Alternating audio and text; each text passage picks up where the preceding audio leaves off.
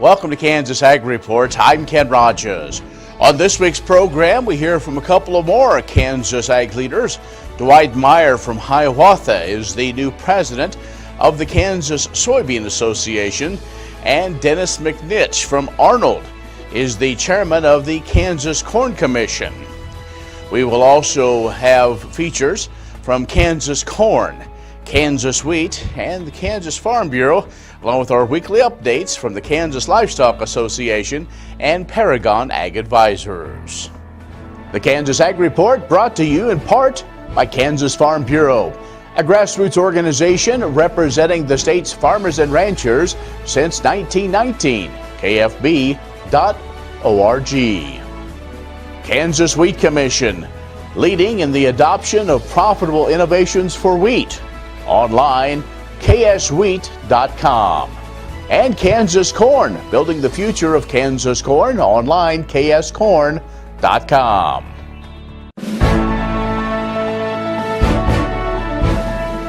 In agriculture news from agview.net, the agriculture group Tariffs Hurt the Heartland has commissioned a study on the impact of the trade war has on the U.S. economy if it would continue and pick up even more steam in March when the temporary truce between the countries expires. The study shows the U.S. economy could lose up to 2.2 billion jobs, and the average family of four would pay an extra $2,400 for goods and services every year. The study was prepared by the Firm Trade Partnership Worldwide. It considered four scenarios, including the worst-case possibility in which new tariffs are slapped on auto imports, as well as all Chinese goods getting hit with a 25% tariff. The report says in some instances the tariff action erased all of the anticipated gains from tax reform. Republican and Democratic senators held a news conference at the Capitol to discuss the trade study and to share some stories from their constituents that have been hurt by the trade war. U.S. Trade Representative Robert Lighthizer went before Congress and heard an awful lot about the need to remove the tariffs on aluminum and steel import. Senate Finance Chair Iowa Senator Chuck Grassley told reporters after a 90-minute meeting with Lighthizer that it was made very clear that the aluminum and steel tariffs should go before Congress tries to take up the USMCA agreement. Stay with us. You're watching the Kansas Ag Report. Kansas Ag Report brought to you in part by Oldie Seed Farms, carrying soil-specific seed. Find them on the web, oldeseed.com. That's OHLDE seed.com. Kansas Livestock Association, supporting members' business interests and meeting consumer demands. KLA.org. Grass and Grain, online or in the mail, keeping Kansas farmers informed for over 60 years. grassandgrain.com.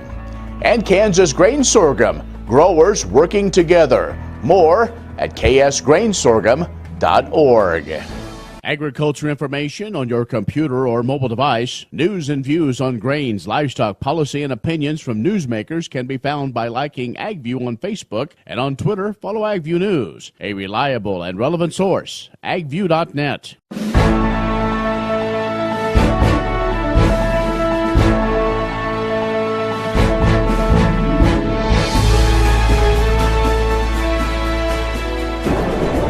And joining us now is Dwight Meyer, who is the new president of the Kansas Soybean Association. He's a farmer from the Hiawatha area. Dwight, you're here at the state capitol. Wake up to Kansas Ag Breakfast. I know you've been here before, so talk about this experience of being here. Yes, we are here today for Wake Up to Kansas Breakfast. I have been here numerous times. We like to meet with our legislators and also meet with others that we have not seen in the past. And of course this year we have several new ones, and we would like to tell them that we are there for them if they have questions about agriculture, maybe also about soybean farming, how agriculture is going in the state, and also let them know what our priorities are and the policies that we're advocating. Let's talk about that. Just a few days ago, you all met, Kansas Soybean Expo in Topeka, an opportunity as well, and before that to kind of get things ready to go. Talk a few policies. What's on the horizon as you look? Well, I think that our policies are somewhat the same as what they have been in the past. I mean, we had a few updates to them. We are concerned about keeping Kansas an agricultural friendly state. Some other states have had some outside groups that have dictated policies that makes it difficult to, for example, livestock production, grain production, and so we want to make sure Kansas is a friendly agricultural state. We want the current sales tax exemptions to continue. That is a large item for production agriculture, and we also look at our property tax statements and realize it seems like all they do is go up, but yet at the same time we do want use value appraisal to remain in place, because there could be some major changes if it wasn't. Sure. Well, Dwight, it seems like there's a lot of things on the agenda, and your folks are here advocating at the State House. If folks want to become more involved, be a member of the Kansas Soybean Association, how's the best way to do that? The best way to do that is to contact a director. You can look on our website. You can call our soybean office. Just look up on the website and you'll find Kansas Soy Growers, and you will see our contact information. All right, very good. Well, Dwight, we appreciate your support of trying to get the ag message out to legislators, so thanks a lot. Thank you. Dwight Meyer from Hiawatha, the president of the Kansas Soybean Association, has joined us. We'll have more coming up. Kansas Ag Report brought to you in part by Kansas Farm Bureau, a grassroots organization representing the state's farmers and ranchers since 1919. KFB.org. Kansas Wheat Commission, leaders in the adoption of profitable innovations for wheat. And AgView.net, covering news and views in the Beef Belt and Western Corn Belt. Reliable and relevant, AgView.net. Imagine having someone help you pick the best corn hybrids for every field on your farm. Your Oldie representative can combine your data with his data to offer a field-by-field prescription. Contact Oldie Seed today at 877-692-4555. The producer-funded Kansas Wheat Innovation Center was built to get improved varieties into the hands of farmers faster. Kansas Wheat, farmers advancing their future through wheat genetics research. Agriculture information on your computer or mobile device. News and views on grains, livestock, policy, and opinions from newsmakers can be found by liking AgView on Facebook, and on Twitter, follow AgView News. A reliable and relevant source, AgView.net.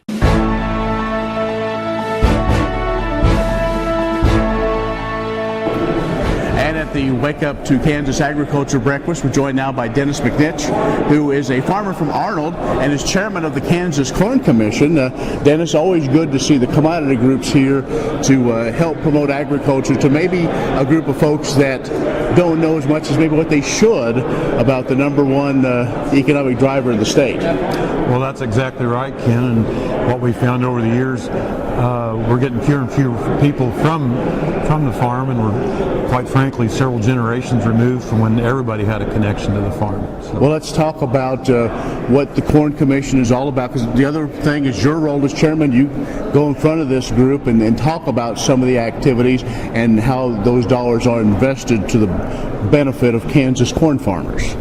Well, the Kansas Corn Commission basically is an advocacy group that allocates the checkoff dollars that a farmer contributes each year from the sale of his corn, and obviously our biggest keys or our objectives are to promote corn in all forms, whether it's field corn for feed yard cattle, ethanol, and exports, obviously. But we're constantly finding new ways to find new markets to move our product, whether it's domestically or overseas, and constantly finding ways to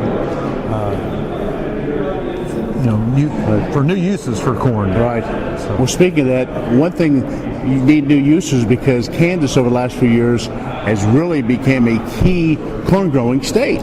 Yes, for years, we've been known as the wheat state, quite frankly, and today we're the 7th largest corn producing state in the country, and corn has moved into the #1 slot in the state as far as a grain that is raised here in the state of Kansas. What about some of the challenges? I mean, obviously there's some things that are going on right now beyond your control, but some of the challenges as you look moving forward, demand and other things. Well, right now a big issue or challenge for us is the trade, and we're sitting there with our fingers crossed that hopefully patience will pay off. But right now it's a struggle trying to move products, particularly into China, with those issues right now. But we keep hearing hints of maybe positive news around the corner. But hopefully a little short-term pain will yield some big dividends in the long run. Well, let's hope so. Well, let's talk about corn production in Kansas. We have said, now the 7th, most produced in as far as state goes, really extending that western corn belt out. It is a major player now, and dare I say, some people are calling this corn country now. Well, that's. Nobody would have dreamed this 20 years ago, but there's been so many innovations made with the hybrids and the genetics in corn today, and our yields have just seen exponential growth over the years, and we've learned to adapt to the different new technologies that are out there. And great. Maybe we'll move up into the 6th slot someday. Hope so. Well, Dennis, always good. Thanks again for being here, supporting Kansas agriculture here with the state legislators, and so good luck. Thank you, Ken. Dennis McNinch from Arnold, Kansas, who is the chair of the Kansas Corn Commission, joining us. We'll have more coming up. The producer-funded Kansas Wheat Innovation Center was built to get improved varieties into the hands of farmers faster. Kansas Wheat, farmers advancing their future through wheat genetics research. Kansas Farm Bureau, the voice of agriculture, represents grassroots agriculture. The state's largest and most powerful farm organization stands up for its members through leadership development, agriculture education, legal defense, environmental advocacy, farm safety, and risk management. Members also enjoy money-saving benefits. To join our organization today or to learn more, go to www.kfb.org or find us on Facebook and Twitter. What if U.S. soybean meal were more than a commodity? If seed companies and the soybean checkoff built a better variety? That future is here. The time is now. To meet end-user demands, the soybean checkoff is investing in the compositional quality of soybeans, including meal. A message from the Kansas Soybean Commission, the Soybean Checkoff. Progress powered by Kansas farmers. What does a brighter, more sustainable future look like in our cities and towns, and how do we get there? When New York needed an alternative fuel source to reduce carbon emissions, the city found what it needed in biodiesel made from U.S. soybean oil.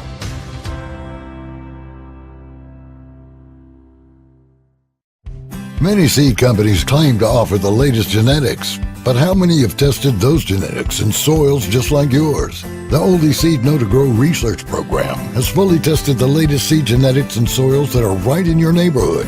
The Oldie Seed Know to Grow program can recommend the best performing hybrids from technologies like Enlist, Extend, and LibertyLink that will optimize the yield and profit of every acre on your farm. Contact Oldie Seed today.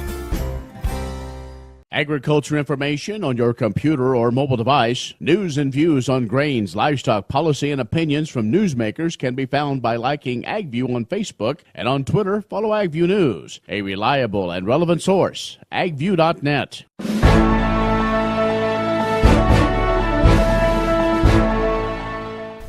Hi, Hi, I'm Tara Rothstein with Kansas Corn, and here's what's going on with the Kansas Corn Commission. The Commission invests checkoff funds into market development, education, research, and promotion efforts. Here's an update on Kansas Corn's innovative education programs. Kansas Corn reached more than 20,000 Kansas K-12 students this past year with lessons and materials that incorporate corn, biotechnology, and ethanol into teaching science. The Kansas Corn STEM program provides lessons and materials for kindergarten through 5th grade, the popular Seed to STEM curriculum for middle and high school science classes, and lessons for ag science educators as well. Kansas Corn STEM not only provides lesson plans that adhere to next generation science standards, but also supplies the materials and lab equipment needed to teach the lessons and conduct lab experiments. The dates for the summer Seed to STEM workshops are announced and applications are being accepted. The Kansas Corn Seed to STEM program is rolling out an additional Seed to STEM workshop, Seed to STEM 2.0. Only previous Seed to STEM graduates are eligible to apply for this track. The Kansas Corn Commission created the Kansas Corn STEM program to highlight the key roles that science and technology play in corn farming and wanted to support STEM education in Kansas schools to build knowledge about the connection between science and agriculture. Teachers can download lessons and can request materials from the kscorn.com website. Find out more by following Kansas Corn STEM on social media or by visiting our website at kscorn.com.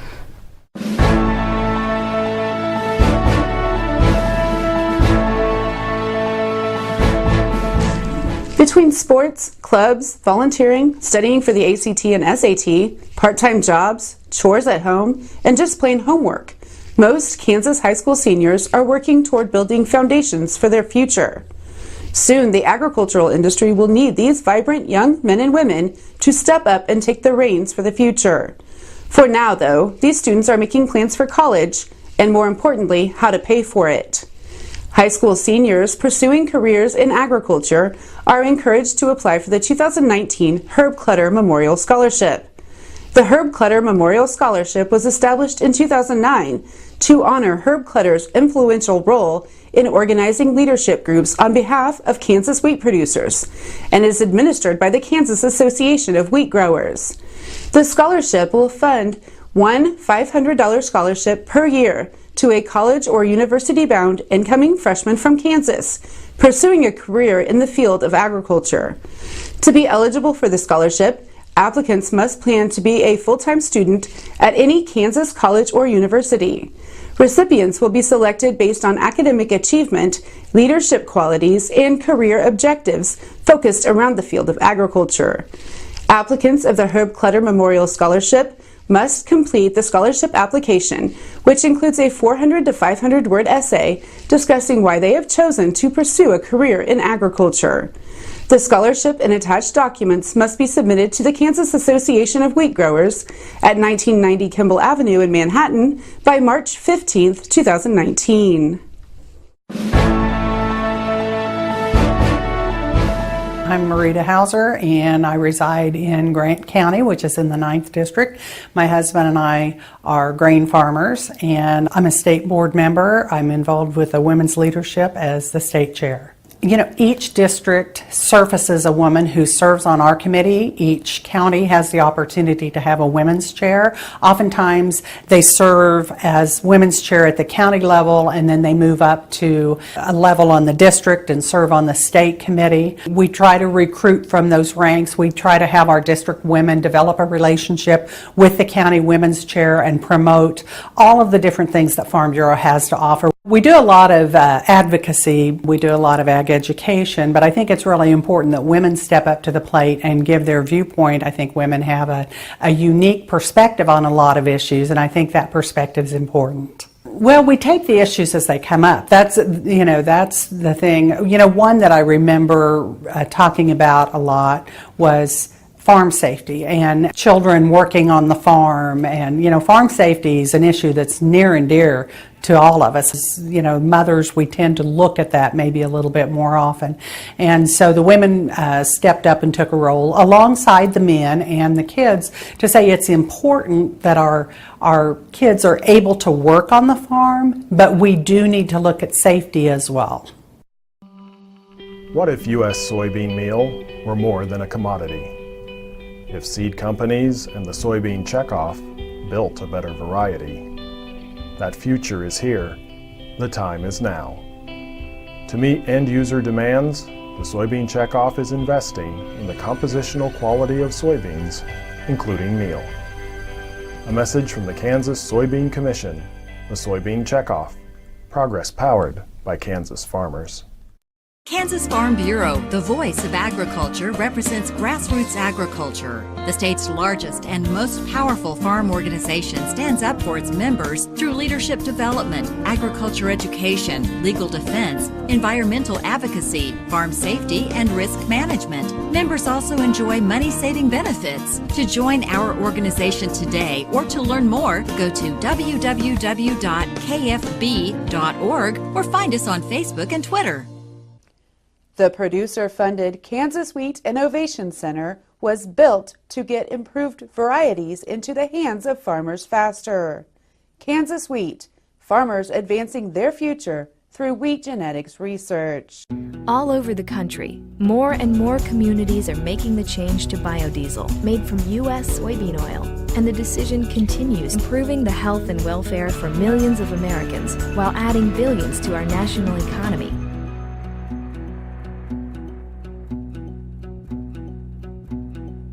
What does a brighter, more sustainable future look like in our cities and towns, and how do we get there? When New York needed an alternative fuel source to reduce carbon emissions, the city found what it needed in biodiesel made from U.S. soybean oil.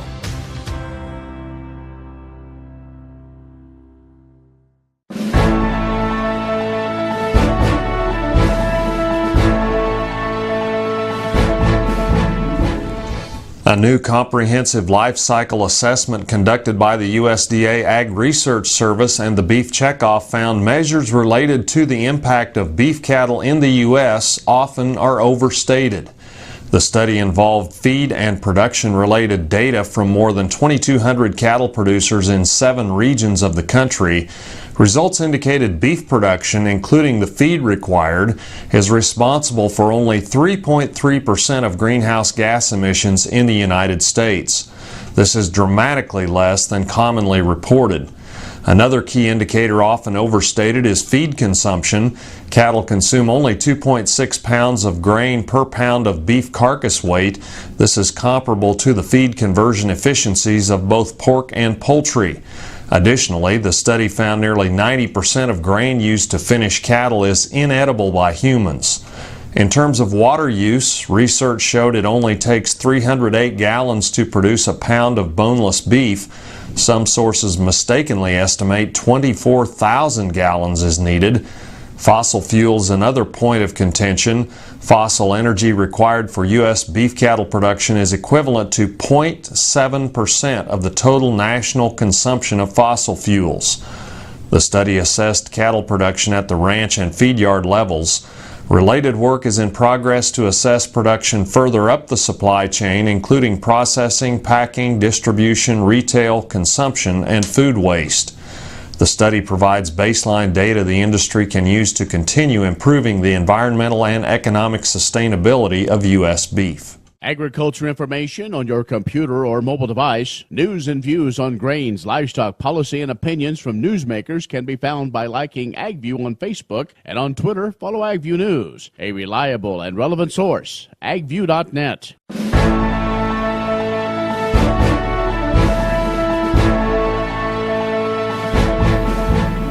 Good morning. I'm Darren Van Vactor with Paragon Ag.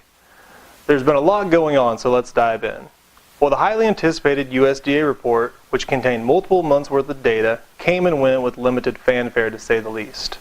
The report landed right in line with the pre-estimates, making it difficult for the bulls or the bears to get any traction. Eyes immediately turned back to the U.S.-Chinese trade negotiations that continued to take place this week. Early in the week, President Trump indicated that if enough progress was made by the March 2nd deadline, the scheduled tariff increases could be delayed. The market also seems to believe we could dodge the second government shutdown due to the border security standoff. Trump reviewed a bipartisan proposal, and while he did not like the dollar figure for the physical barrier, he did indicate he did not believe we would see another shutdown. The market responded accordingly to the positive headlines, advancing higher. The good news is corn and beans have managed to hold it together through all of this. Keep in mind, insurance levels are being set right now during February. Corn is hanging just above $4 and beans are a little north of $9.50 for new crop 19. As for wheat, we're still awaiting some friendly headlines. Slow exports, more acres than expected, although less than last year, still has the market compressed. We're getting to the time frame where maybe we could see something from either weather, export, or geopolitical event. We have a lot of time ahead of us, and whether you're still selling old crop or laying off risk on new, there are different strategies that fit your needs. Let us help find the strategy that fits you. Give us a call here at Paragon Ag Advisors. I'm Darren Van Vactor, 888-452-8751. Be safe and have a great week. Kansas Farm Bureau, the voice of agriculture, represents grassroots agriculture. The state's largest and most powerful farm organization stands up for its members through leadership development, agriculture education, legal defense, environmental advocacy, farm safety, and risk management. Members also enjoy money-saving benefits. To join our organization today or to learn more, go to www.kfb.org or find us on Facebook and Twitter. The producer-funded Kansas Wheat Innovation Center was built to get improved varieties into the hands of farmers faster. Kansas Wheat, farmers advancing their future through wheat genetics research. All over the country, more and more communities are making the change to biodiesel, made from U.S. soybean oil. And the decision continues, improving the health and welfare for millions of Americans while adding billions to our national economy.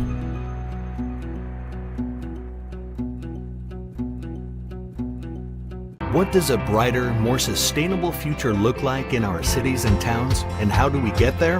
When New York needed an alternative fuel source to reduce carbon emissions, the city found what it needed in biodiesel, made from U.S. soybean oil.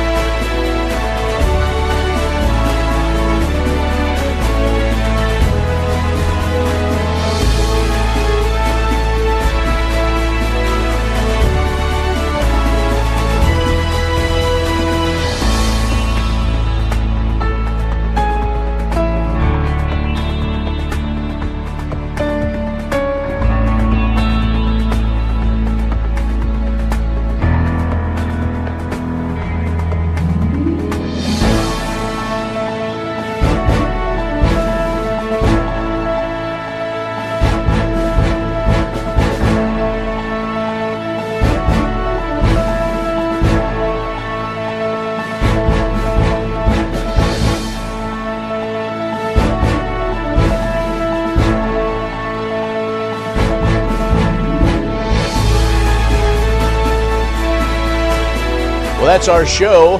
Be social with us online, KansasAgReport.net, and like our new Facebook page, Kansas Ag Report Television Show.